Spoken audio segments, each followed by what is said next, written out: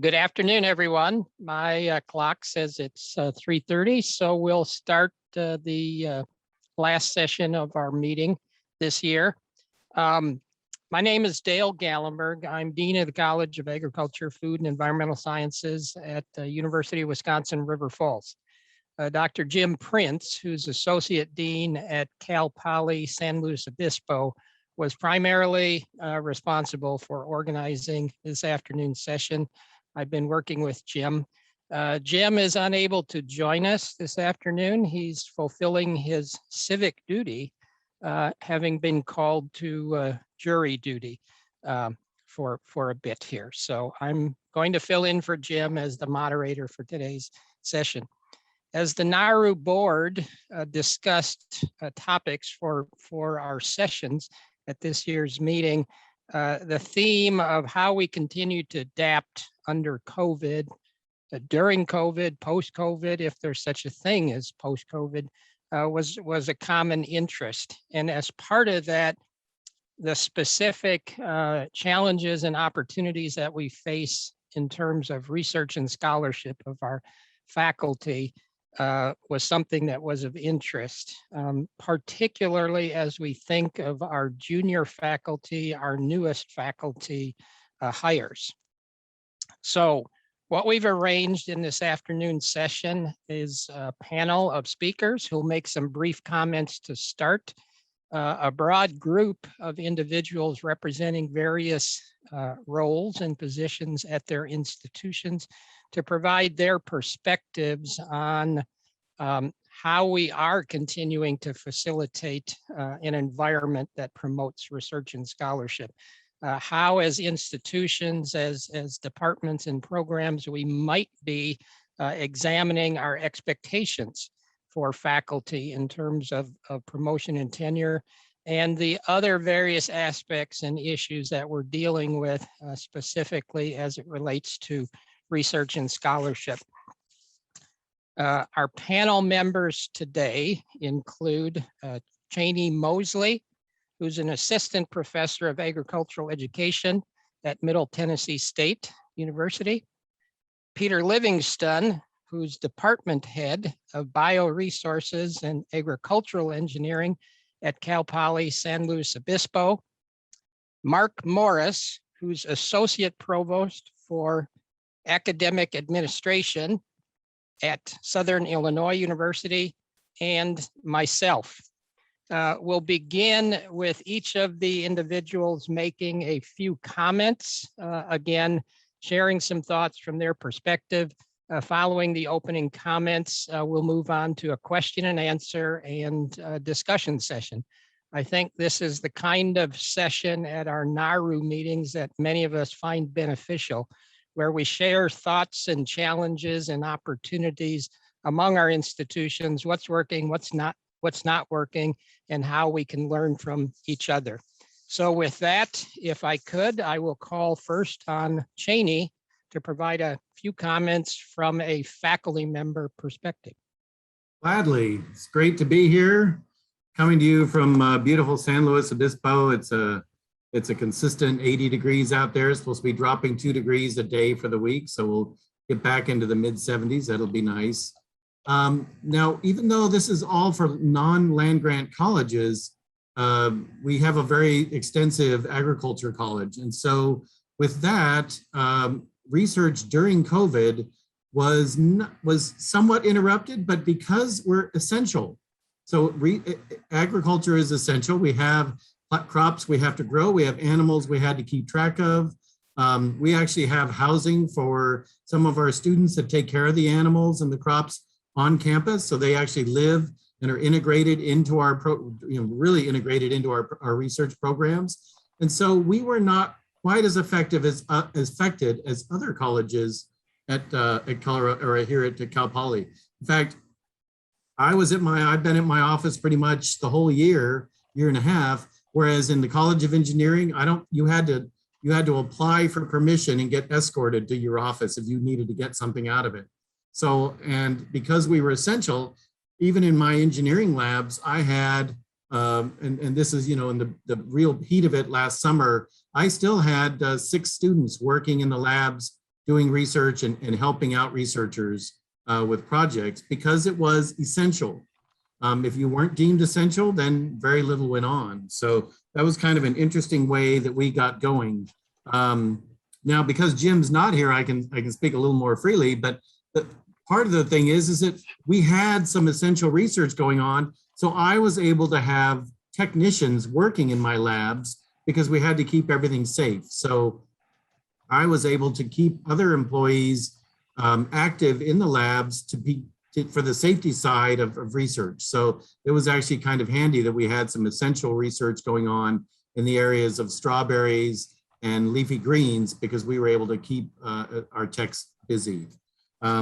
As we move now into this kind of later stage of COVID, it's getting interesting again because things are opening up, but now we don't have the funding. I think many of you are like us in that a lot of our funding has gone to our core mission, which is teaching. And so I lost a lot of my funding for students to help out on research.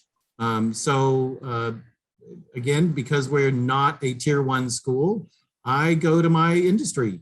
And so I went to industry and I was actually able to have 9 students working in the labs over the summer, and they were all funded directly by industry. And so that was our next trick, was to get around funding. And by doing that, using industry dollars, we were able to keep research going and support researchers. It's not just keep research going, but to support researchers with funding from industry. So those were the tricks that we've used to get through COVID, and hopefully things open up further. One other aspect though, is I think we had more proposals to NIFA and USDA than we ever had in the history of Cal Poly, because faculty were home and weren't physically doing the research, so they had time to write more proposals. So hopefully next year when those proposals get funded, we'll be very busy on the federal side. But for now, our trick was industry funded and essential research. So thanks, and at the end, I'm happy to answer any questions and join in on the discussion. Thank you, Peter. Cheney, I think you're back and re-engaged with us. So if we could, I would call on you at this point to bring your perspective. Absolutely. Sorry about that. Thanks, Dale, for having me. Yeah, I got kicked off there for a few minutes, but I got back on. We'll just call that one of the challenges of COVID. How about that?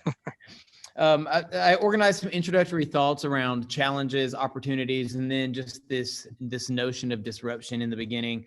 I should tell you, I may have missed an introduction. I have no idea, but I'm an assistant professor of agricultural education at Middle Tennessee State University. It's about 30 miles outside of Nashville, just for some context there. And I'm beginning my 4th year there. So junior faculty, haven't yet achieved the tenure or promotion, but my department head is on here, so I'm going to make a not so subtle nod, wink, wink there. Hopefully I'll get a good review this year. So when I think about the challenges, for me as an agriculture education professor, the bulk of my research involves, what's the social science? It involves human subjects. And at our university, and some other similar protocols may have been put in place, but especially during that initial 6-month to the first year period when we were trying to figure out how to function and during a pandemic, access for face-to-face or direct interaction with human subjects or other people was extremely limited. And there for a time period, it was put on hold. Essentially, we weren't able to engage in direct contact. And I think, and we'll talk about that a little bit more later on.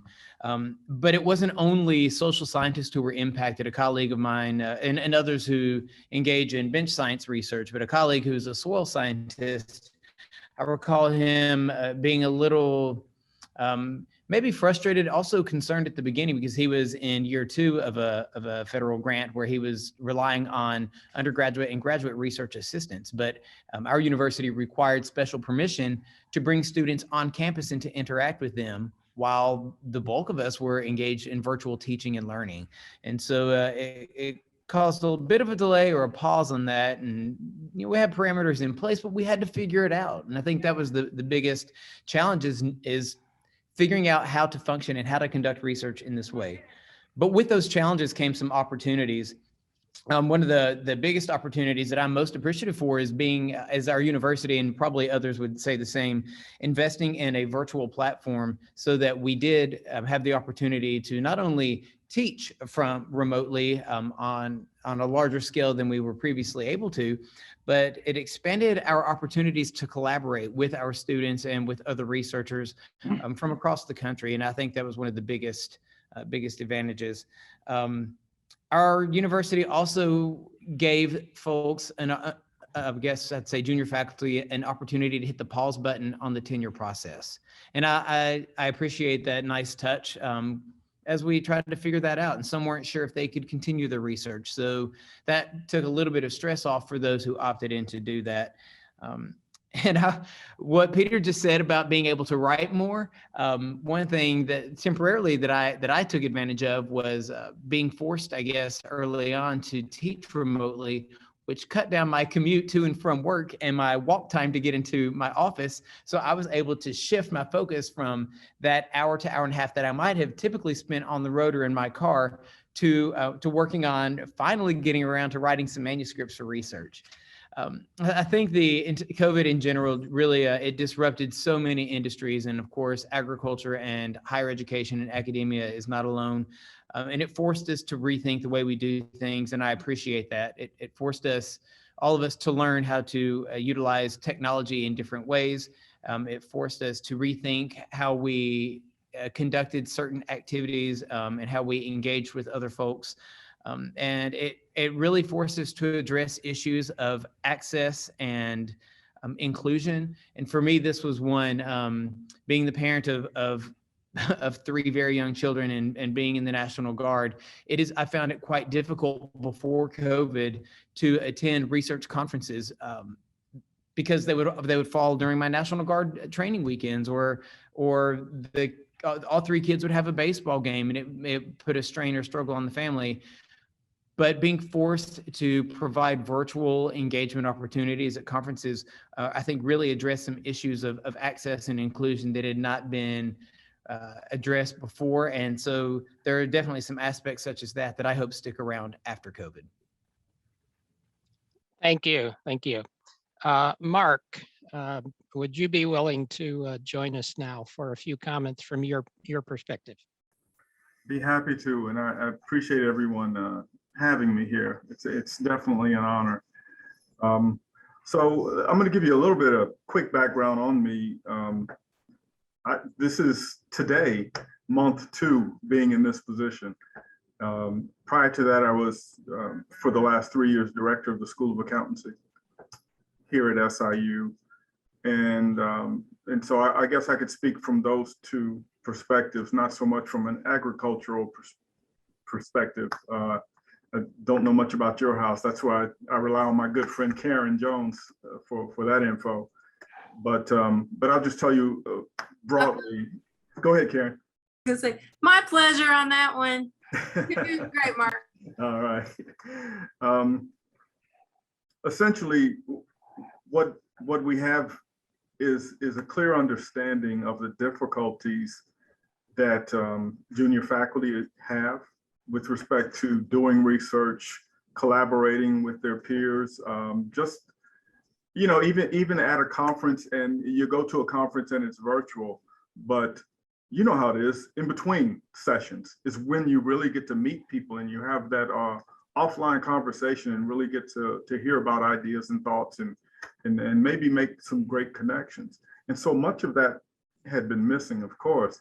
And so one thing that we've done here at the university is, as was previously stated, is kind of, as Cheney was stating, is give the junior faculty the ability to stop the tenure clock if need be.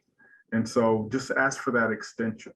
And many have gone on and exercised that in advance because they have the opportunity to say, hey, I want to go up early because things are working out okay, which will be a bonus for them if that does happen.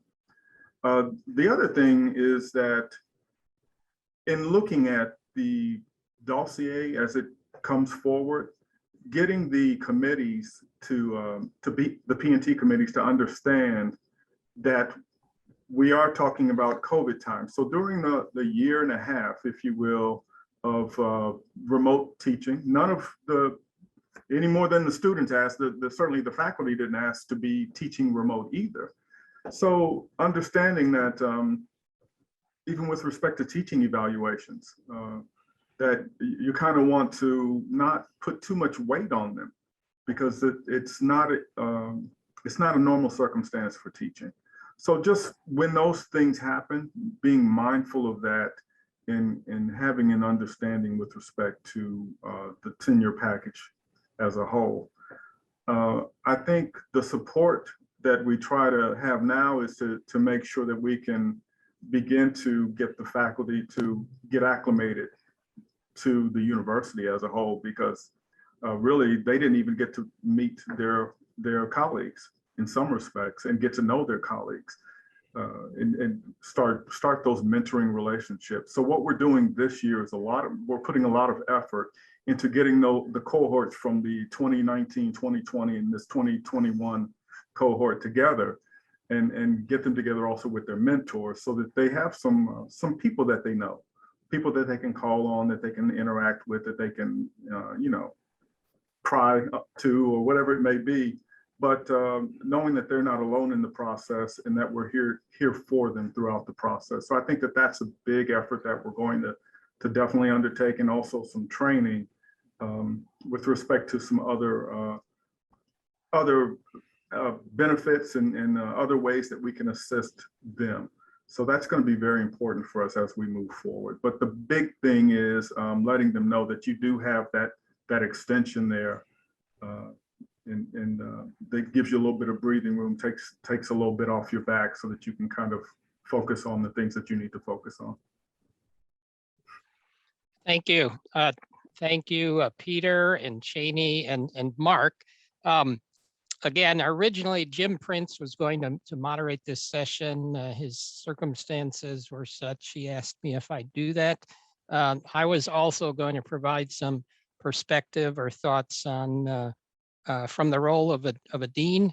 So I guess I'm wearing two hats, and those of you that know me know that I struggle to do one job right, much less try to do two. But in all seriousness, the value in making my comments last here is I could simply say ditto, ditto, ditto to the three previous speakers. Peter talked about challenges of defining what's essential and what's not. Certainly here at River Falls, early on in the conversations, we needed to have some thought as to what was essential and what was not in terms of access to campus. Funding, certainly in addition to various funding sources changing, we've had budget reductions that have manifested themselves, as Peter said, in ways we maybe didn't anticipate. As we support things we need to support, I hesitate to say less important, but some things were simply not funded because the funding changed. Cheney mentioned university investment in technologies and software. We're still figuring out, I think in some cases, the right way to do things online, but we're in a much better place than we were 2 years ago. And we forced ourselves to answer questions we would have never asked, but by being forced to answer them, we've done things we would have said we could never do. And then lastly, Mark, but also Cheney highlighted considerations we've made with respect to the tenure clock.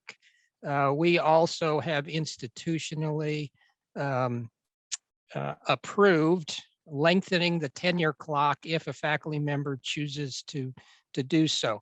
We're encouraging them to have conversations with their department chair on their ability to meet the expectations while staying on track, but certainly as needed or necessary, the opportunity to I won't say hit the pause button, but it's lengthening the time of evaluation.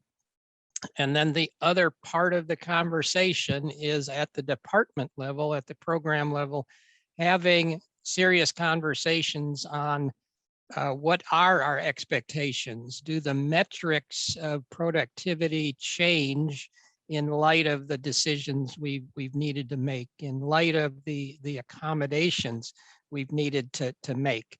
And I won't say for any given department how those changes have occurred or not occurred, but it's comforting to know that the conversations are taking place. It's not same old, either in terms of how we're doing things or the what that we're trying to accomplish and how we accomplish it. So institutionally, we've made a commitment to evaluate perhaps differently, either lengthening the tenure clock or in some cases having a thoughtful discussion on what is it we're expecting and what's reasonable to expect in light of the changing situation.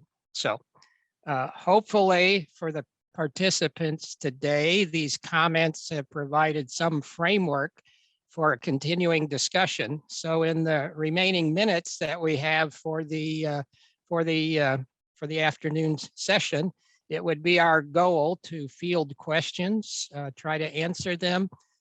Maybe more importantly, get everyone else involved in a conversation on what are additional challenges you're facing, or institutionally, what are some good things that you've done, that you've implemented that may be of value to the rest of it. So with that, we will open up the floor for questions and conversation. And I'll appreciate Daniel helping me keep track of raised hands and comments in the chat. So have at it.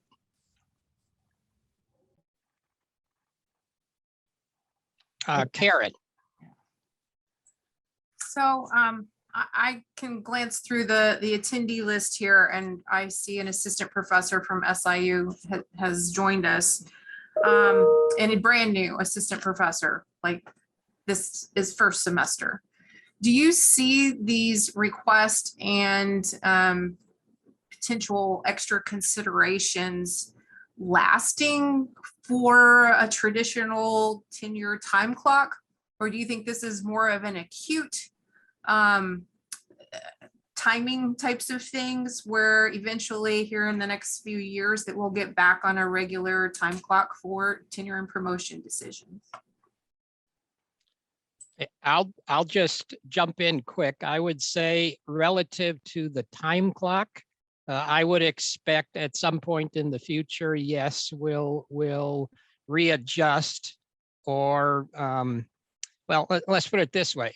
Part of the conversation we've had is what is the next COVID in some sense. So if COVID goes away, well, there may be other reasons why we want to intentionally do what we've done. But I would anticipate that the time clock is readjusted. But I would like to see our continued conversations on what are expectations and how do we measure them continuing. I think one of the silver linings is, again, this has been a forced conversation that's had some effects and some benefits we maybe didn't anticipate. But that's just my perspective. I call on the other panel members to further answer. No, one thing I look back at the week we had to change from in-person to virtual, and actually for us it was 2 weeks because we also took a week of spring break out of that. It's incredible. We were all pushed, you know, geez, try to come up with a virtual class. And it was very slow because we're a very hands-on school. We were very slow to take that in.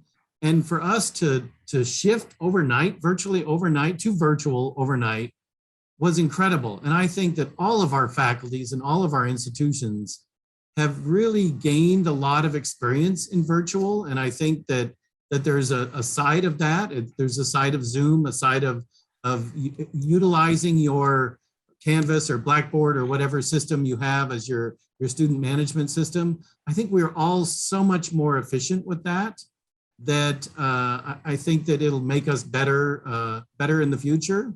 And also, I think that this has really kind of given us a better perspective on work-life balance. I think that a lot of institutions are saying, okay, we want you on campus, but maybe there's a day or two a week where you don't come to campus, where you can stay home and write. And for me, it was always like, oh, I'm allowed to, I never would tell my wife, of course, that I was allowed to stay home and write a day a week. But after COVID, now I think a lot more of us can get that day a week done and get so much done in that day at home. So I think let's look at the positive sides of what COVID has done for us. And there's really some neat things that have come out of it, if you can look at it that way. And I think that we need to look towards the future and how we can take advantage of those.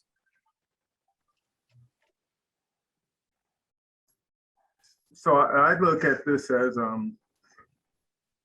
something that is hopefully just an aberration, that isn't where we have to prepare for that next thing coming. And my sense, just from even those who have requested the extension, extensions, is that that I'm just kind of using it if I need it, but I kind of did all right, I believe, but I want that little safety net just in case. So it'll be interesting to see how many people will actually utilize that additional time period, to me, because I think you're right, Peter, is that people did see that, oh, I did get some good writing done, or I did get some good work done in that period, and it was very effective.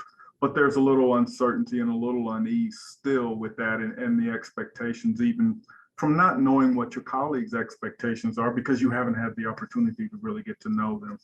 And but I tend to think that it's gonna kind of average out and be okay.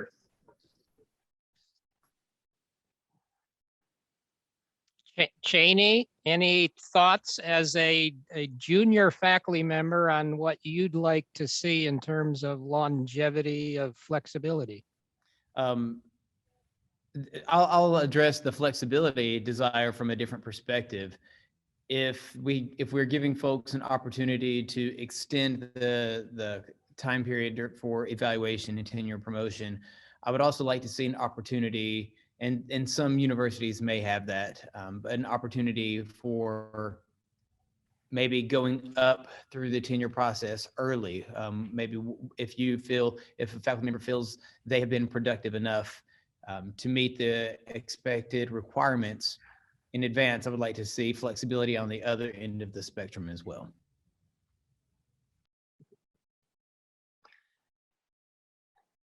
So any other questions from the group of participants, or thoughts, comments? They don't have to be questions.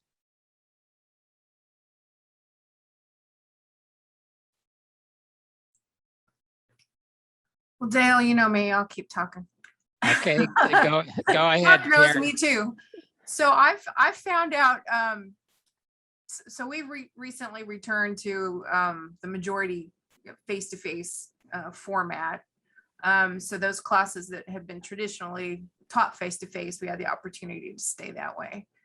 I found that this semester, we've had a lot of breakthrough COVID positive cases that have impacted my class. And so I'm finding out now that I'm having to teach a face-to-face class and then turn around and I'm having to teach at the online version or the virtual version to keep my students that are quarantined up to speed.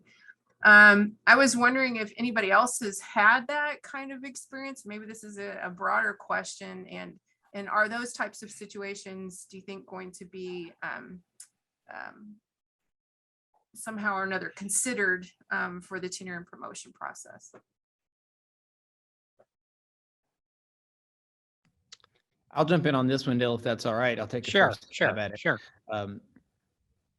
A lot of this comes back to the university infrastructure. And again, I'll applaud our university because I think their reaction time was quite rapid. Outfitting every classroom with the technology needed to live stream instruction that would typically happen in person in the event that a student was quarantined. And if they weren't able to access the live stream, the course is automatically recorded and put onto our learning management system for them to access more easily. Of course, those of us in ag who have laboratories that in which we might teach, especially those that are outside, it did make it a bit more difficult or challenging for the laboratory aspect. I can't speak to that too much other than to say I saw a thread on the conference website where someone was asking, how did you facilitate or what methods did you find successful in facilitating laboratory instruction? And I did the same thing that another faculty member commented on, which was mail laboratory resources to someone's house if that's what it took to get them able to access the learning material. So, but for us, what I found, and I should say what I suppose happened, this is a hunch that I have, is for some students, I taught an orientation class that had 99 students in it. And that first semester, the first full semester, I noticed that quite a few were emailing me saying, oh, I came into contact with COVID. I got a quarantine. And they came into contact with COVID 5 or 6 times throughout that semester. And so they had to quarantine for a couple of weeks, 5 or 6 times throughout that semester. And our university policy was, let's be gracious. If a student engages with you by text message, email, basically, if you hear from them, count them as present, don't count them as absent, don't have, punitive actions. And I got that, but I believe as we got deeper and deeper into understanding this, something that I've found, and this is not directly related, Karen, to your question, but I've had conversations with other faculty who struggle to keep students engaged once they say they've been quarantined, is because we have our lectures are recorded, is I now have an engagement sheet, and students get counted as present if they submit that engagement sheet within 10 days of the lecture happening. In other words, they have to go online, they have to watch the lecture, and they can only answer those questions by engaging with the course material. It's not something that they can perform a Google search and get the answers to. And surprisingly, my attendance has increased significantly this year. A lot fewer interactions with COVID, and students really want to be there because what they don't want to do is have to watch my lecture online from the comfort of their living room now just to be counted present. So it's a successful strategy that I found to have worked.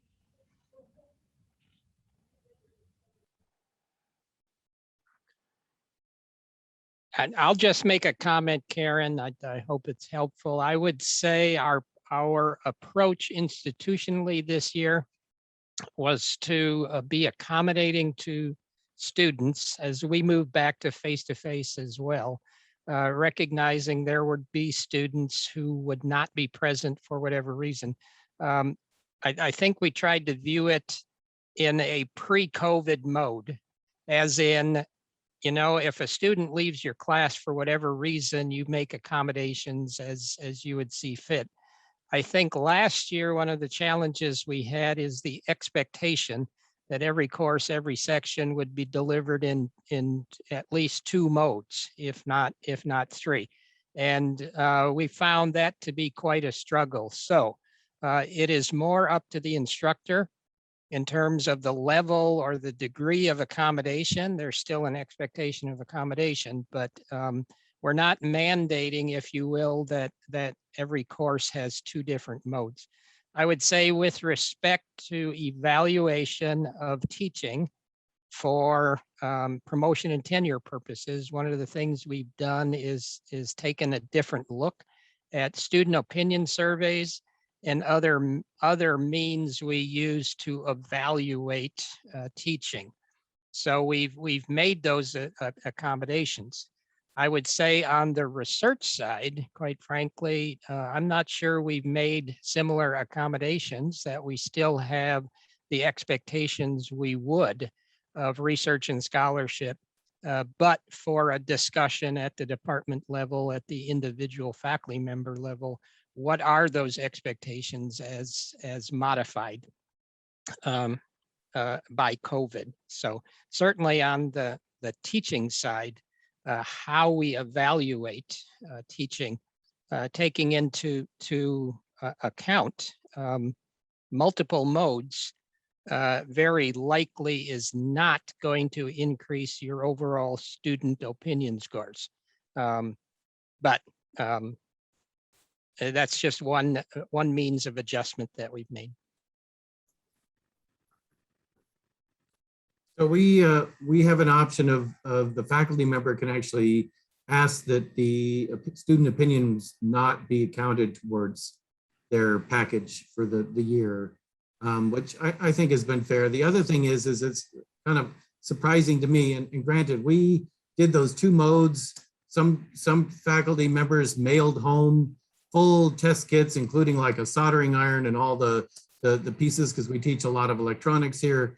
And so they worked so hard last year with the 2 modes, partly, so we had lectures were in person and labs, I'm sorry, lectures were virtual, labs were, most of our labs were in person, about half our labs were in person. Then, like I say, some of them went as far as mailing them home. And that just, it burned out our faculty. And this year, the president has said, and maybe the pendulum has swung too far the other way, but he said, any illness is just an illness. Whatever you did before COVID is what you can do now, except for remember that you have all of these recorded lectures. So try to do something, but we are not asking our faculty to go above and beyond and treat it and teach it in 2 modes. We're making the students be responsible. And so I'd like to say, you know, and our students are good. We have 3 positive cases on campus right now, but we've only been in session for 3 days. I guess it's Wednesday. So we've only been in, we're in the quarter system, so we've only been in session for 3 days. So we don't have this 1 week of from what we call WOW, where everybody's getting together, and we're going to see an uptick from that, I assume. But 94% of our students are vaccinated, and 100% had to be tested before they came on campus.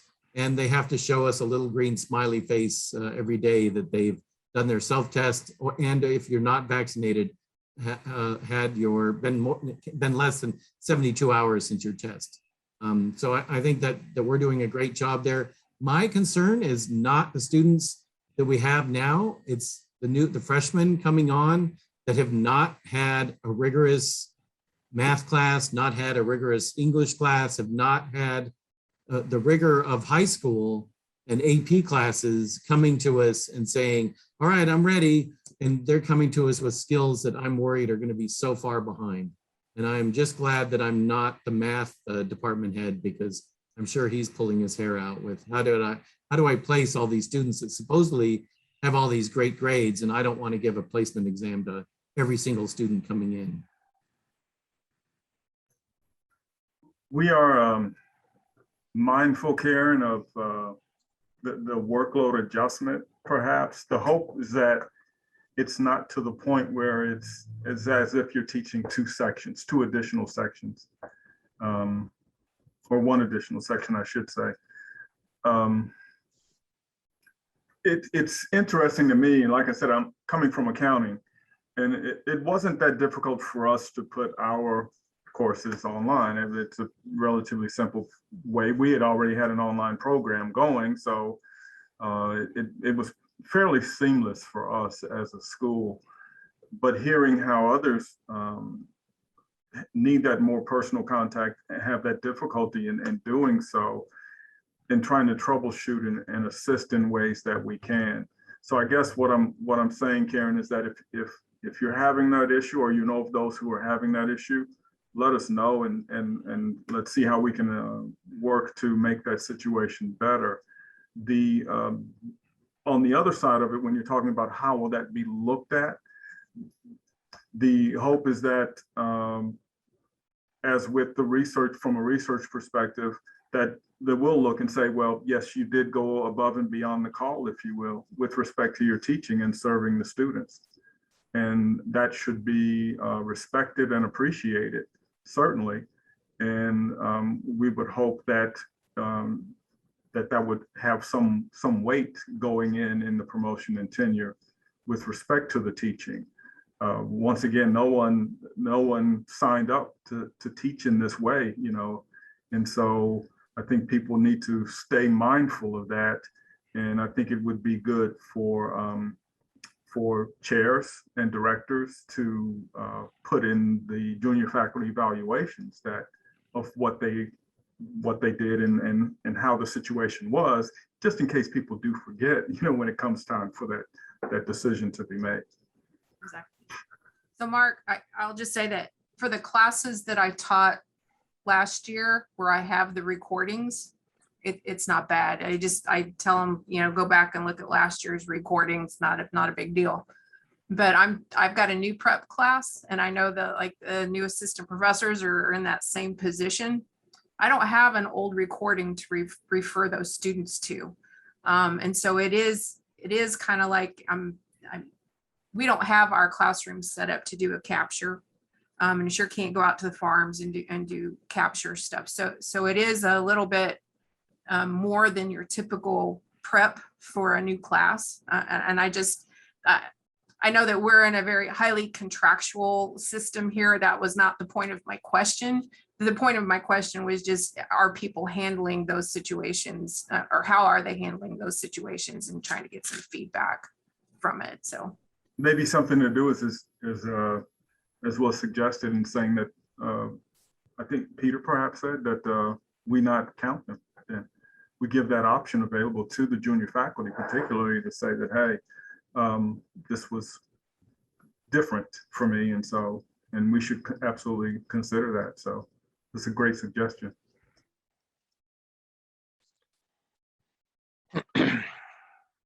So I'm looking at the time. I know we're a few minutes from our 45 minutes. I think I shared with the panel members in an email earlier today. We wouldn't need to worry about filling time. 45 minutes is going to go very quickly. I'd hope that for the participants today, the folks that sat in, you heard something that was useful, even if you simply nodded your head. Yeah, we've seen that, you know, been there, done that. But there's been maybe a few novel suggestions that have come out that institutionally we can learn from. I think we're all probably betting on COVID's going to be with us for a while in some form. I think we're all hoping we do get to a post-COVID situation of some sort, but there have been some silver linings in terms of things that we've had to do, that we've been forced to do, that maybe we didn't want to. And so I think we're all in better shape because of it. But amongst the NARRU institutions, one of the things I've always found most beneficial is our ability to have these communal conversations and the sharing and the back and forth. So if you've got a thought or an idea or a question, I'd urge you to reach out through the incoming president or one of your other colleagues and say, what about this? You know, and we can further group conversations as they're appropriate. So I appreciate everyone showing up today. I want to thank Peter and Cheney and Mark for joining us on the panel, providing their perspectives. Like many things, it's maybe just the start of a conversation, but I think it's been a good conversation. So again, thank you to everyone for participating today. I hope in total, those of you that have been throughout the conference have found it quite enjoyable and productive, and the sessions meaningful. So thank you to everyone, and I hope you all enjoy a good rest of your day, a good rest of the week, and a good rest of your semester. Thank you. Thank you, Dale. Thanks for stepping in here. Great job. Thank you. Bye-bye, everyone.